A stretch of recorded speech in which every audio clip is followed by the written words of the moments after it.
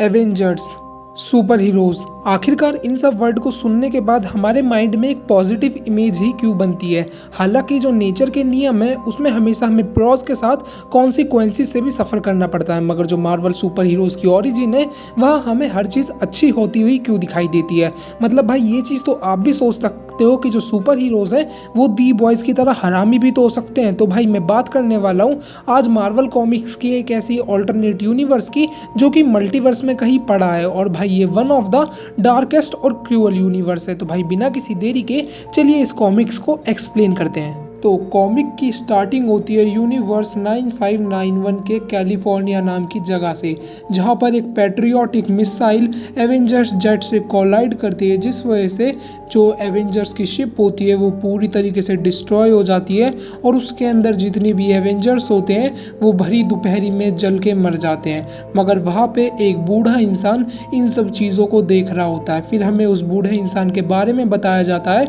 कि उसका नाम है फिलिप शेल्डन, और भाई वो इस यूनिवर्स में एक बुक लिख रहा है इस यूनिवर्स के एवेंजर्स पे कि ये दुनिया कैसी हो चुकी है। मतलब इस दुनिया से ब्रूटल आज के टाइम पे कुछ नहीं, जैसे कि इन एवेंजर्स ने एक टाइम पे अपनी अच्छाई और इंसानियत से इस दुनिया को बचाया था और आज वही एवेंजर्स तड़प तड़प के मर रहे हैं। फिर हमें पता चलता है कि इस बंदे का नाम है फिलिप शेल्डन और इसके दोस्त और इसकी फैमिली इसे एक पागल मानती है, मगर इसी के साथ ही ये एक जेनेटिकल और म्यूटेट वायरस से भी सफ़र कर रहा है, जिसकी स्टोरी आपको आगे पता चलेगी। हालांकि ये अभी एज अ फ्रीलांसर काम कर रहा है डेली ब्यूगल के लिए, और ये अलग अलग जगह जाकर एवेंजर्स के लिए कई सारे एविडेंस इकट्ठे कर रहा है। जैसे कि इसने एक एविडेंस इकट्ठा करा टोनी स्टार्क का। जैसे कि जो टोनी स्टार्क होते हैं वो एक जीनियस इंजीनियर मिलियनियर इंडस्ट्रियलिस्ट होते हैं, मगर इसी के साथ ही वो वियतनाम वॉर को अपनी इस बुद्धि से रोक देते हैं। मगर इसी के बाद एक प्री सक्सेशनिज्म एरा आता है जिसमें जो तख्ता पलट होता है अमेरिका में वो किया जाता है, जिसके बाद जो टोनी स्टार्क होता है उसको जेल में बंद कर दिया जाता है और वो बहुत ही बुरी तरीके से वहाँ पे तड़प तड़प के मर जाता है। फिर सीन शिफ्ट होता है उसी जगह पर जहाँ पर वो एवेंजर्स जेट एक्सप्लोड होता है। तो हमें वहाँ पे दिखाया जाता है कि जो आर्मी के ट्रूप्स होते हैं उन्होंने कैप्टन की शील्ड, थॉर का म्योनिर और एंटमैन की गन को सीज कर लिया है। और उसी टाइम पे फिलिप शेल्डन सोचते हैं कि ये वर्ल्ड हद से ज़्यादा क्रूअल हो चुका है और यहाँ पे कुछ भी चीज़ ठीक नहीं हो रही। और इसी के साथ ही वो ये चीज़ कहते हैं कि जब मैं छोटा था तब एवेंजर्स के साथ ये दुनिया खुशहाल थी, मगर अब इस दुनिया में क्रूअलिटी के अलावा कुछ नहीं बचा। और इसी के साथ ही शेल्डन चल देते हैं अपनी अगली डेस्टिनेशन पे, मगर उससे पहले वो रास्ते में देखते हैं एक डेली ब्यूगल का आर्टिकल जहाँ पे उन्हें पता चलता है कि जो यंग मैथ्यू मर्डोक है उसकी एक ट्रक से डेथ हो चुकी है, जिस वजह से इस यूनिवर्स में कोई डेयर डेविल बचा ही नहीं। इसी के साथ ही फिलिप पहुंच जाते हैं एक बार में और उस बार में जाके वो मांगते हैं ऑरेंज जूस, मगर इसी के साथ ही वो वहाँ पे देखते हैं एक डिस्कस्ड और अगली गाय को बैठा हुआ और उसको देख के उन्हें लगता है कि ये इंसान कई दिनों से नहाया नहीं है। मगर इसी के साथ ही वहाँ का बार मेंबर उससे बोलता है कि तुम्हें इससे डरने की कोई ज़रूरत नहीं है, और भाई ये कोई और नहीं अपना वोल्वरीन है। और वोल्वरीन फिलिप से कहता है कि तुम मेरे लिए एक ड्रिंक खरीदो वरना मैं आपको मार दूंगा। मगर इस पे जो बार का ऑनर होता है वो बहुत ज़ोर ज़ोर से हंसता है, क्योंकि भाई जो लोगन की हालत थी वो काफ़ी ज़्यादा बुरी थी, क्योंकि वो अपने एडमेंटियम क्लॉथ से एक बोन इंजरी और वायरस को ले चुका था, जिस वजह से उसका शरीर उसके मेटल से ही गल गल के मर रहा था। और इसी के साथ ही कुछ दिनों बाद वोल्वरीन की डेथ हो जाती है। फिर फिलिप शेल्डन अपनी स्टोरी में आगे बताते हैं कि इस यूनिवर्स में जो ब्लैक पैंथर है उसके वकांडा पर पूरी तरीके से इन्वेड हो चुका है, जिसके बाद गवर्नमेंट ने तचाला को सैन फ्रांसिस्को की सिटी जेल में बंद कर दिया। इसके अलावा क्लिंट बेल्टन को खुलेआम गोली मार दी गई मिलिट्री एडवाइजर के द्वारा कैलिफोर्निया स्ट्रीट पे। इसके अलावा जो टोनी स्टार्क है वो सेंट्रल लॉस एंजलिस में एक मास मर्डरर बन चुका है, और साथ ही में जो वांडा मैक्सिमोफ है उसने गवर्नमेंट की इम्यूनिटी को एक्सेप्ट कर लिया, जिसके लिए वो डिपार्टमेंट ऑफ जस्टिस को अपने एविडेंसेस देने के लिए तैयार हो चुकी है। इसके बाद फिलिप शेल्डन पहुंच जाते हैं निवाडा की गवर्नमेंट की बनाई हुई क्री की सेंट्रल जेल में, जिसे अब न्यूक्लियर टेस्ट जोन भी डिक्लेयर कर दिया गया। इसके अलावा फिलिप शेल्डन को 2 सोल्जर्स रोक देते हैं, जिसके बाद वो उससे पूछते हैं कि तुम यहाँ क्या करने आए हो, जिस पे फिलिप शेल्डन रिप्लाई करते हैं कि वो यहाँ पे क्री के स्पोक्समैन का इंटरव्यू लेने आए हैं कि वो इस सिचुएशन में कैसे रह रहे हैं। तो जिसके बाद सोल्जर्स उन्हें अलाउ तो कर देते हैं, बट एक कंडीशन पे, जो कि थी कि उन्हें एक रेडिएशन सूट पहनना पड़ेगा, और उसे पहन के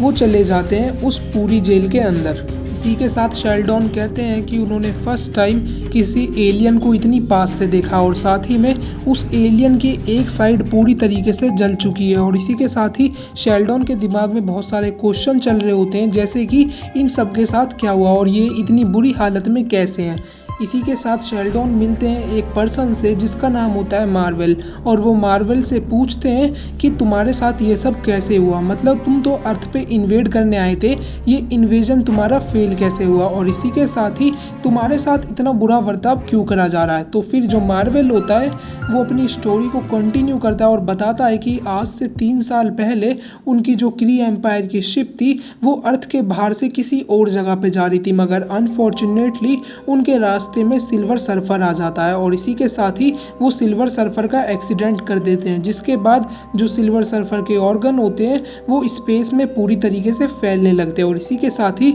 उसकी बॉडी बहुत सारी एनर्जी और रेडिएशन को एमिट करने लगती है, और इसी की वजह से जो उनकी क्री की शिप होती है वो पूरी तरीके से इम्बैलेंस और डिस्ट्रॉय होने लगती है। इसी के साथ उन्हें अर्थ का सहारा लेना पड़ता है और वो अर्थ पे लैंड करते हैं, मगर वो जैसे ही इस अर्थ पे लैंड करते हैं तो यहाँ पे पूरी तरीके से जो क्री के लोग थे उन पे गवर्नमेंट अपना कंट्रोल जमा लेती है। इसके बाद मार्वल बताते हैं कि तुम लोगों में बिल्कुल दया नहीं है, और इसी के साथ ही जो क्री के लोग हैं वो हर एक इंसान बुरी तरीके से कैंसर से जूझ रहा है, और इनके यहाँ पे जो भी 8 बच्चे होते हैं उनमें से सिर्फ एक ही जिंदा बचता है, और उनको दफनाने के लिए भी इनके पास जगह नहीं है, मतलब उन्हें जलाना पड़ता है जिंदा। और इसी के साथ ही वो बताता है कि उनकी पूरी स्किन भी बुरी तरीके से गल चुकी है, अगर तुम अपना इस रेडिएशन सूट को हटा दोगे तो तुम्हें पता चलेगा कि हम अपनी इस कैसी लाइफ को सफ़र कर रहे हैं। और इसी के साथ ही हमें पता चलता है जो क्री हैं वो अपनी लाइफ में बहुत ज़्यादा सफ़र कर रहे हैं और वो एक डार्क दुनिया में रह चुके हैं। और भाई सीन शिफ्ट होता है वॉशिंगटन डीसी की तरफ, और ये जो जगह है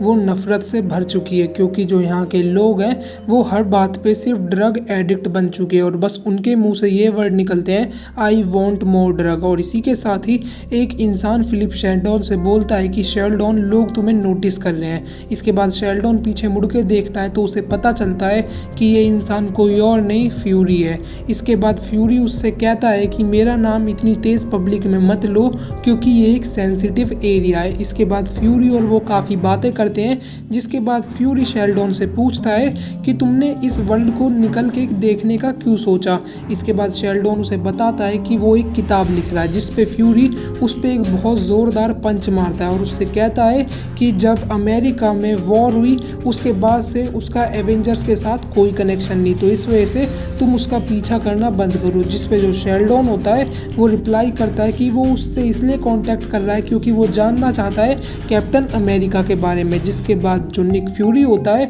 वो शेल्डन के सर पे गोली रख देता है। इसके बाद जो शेल्डन होता है वो उससे कहता है कि मेरी बुक का नाम मार्वल्स है। इसके बाद जो फ्यूरी है वो वहाँ पे एक पपी को मार देता है। इसके बाद वो शेल्डन को बताता है कि जो दुनिया है वो ऐसी नहीं रही है जैसी पहले थी, और इसी के साथ ही वो ये भी बताता है कि जो कैप्टन है वो सुपर ह्यूमन तो था मगर उसे इंसानी मांस खाना पसंद था। इसी के साथ ही हमें पता चलता है कि जो जीन ग्रे है वो एक प्रोस्टिट्यूट बन चुकी है, क्योंकि भाई वो आती है फिलिप शेल्डन और निक फ्यूरी के पास और उनसे कहती है कि मैं $20 में अपना जिस्म तुम्हें बेच रही हूँ। इसके बाद जो निक फ्यूरी होता है वो वहीं पे जीन ग्रे को गोली मार देता है, और साथ ही में वो अपने आप को भी गोली मार देता है और कहता है कि जो मिसाइल उसने स्काई स्क्रीपर पे छोड़ी थी एवेंजर्स को मारने के लिए उसमें उसका कोई हाथ नहीं था। और इसी के साथ ही यहाँ पर वॉशिंगटन वाला हिस्सा ख़त्म हो जाता है, और इसी के साथ ही जो निक फ्यूरी के ब्लड ड्रॉप्स थे